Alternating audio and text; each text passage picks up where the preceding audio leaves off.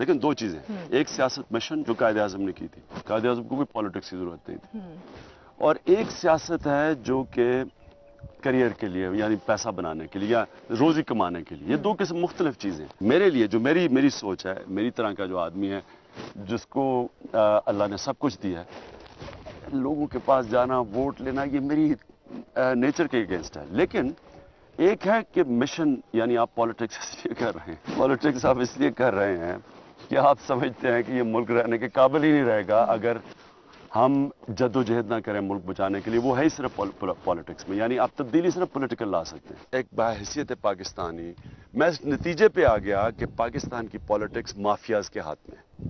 یہ صرف آتے ہیں پیسہ بنانے کے لیے، بزنس کرنے کے لیے اور پیسہ باہر بھیجنے کے لیے، اور لوگوں کو پاگل بناتے ہیں.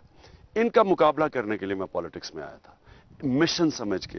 یہ کوئی میرا شوق نہیں ہے، مجھے کچھ دے نہیں سکتی، مجھے تو اللہ نے سب کچھ دے دیا.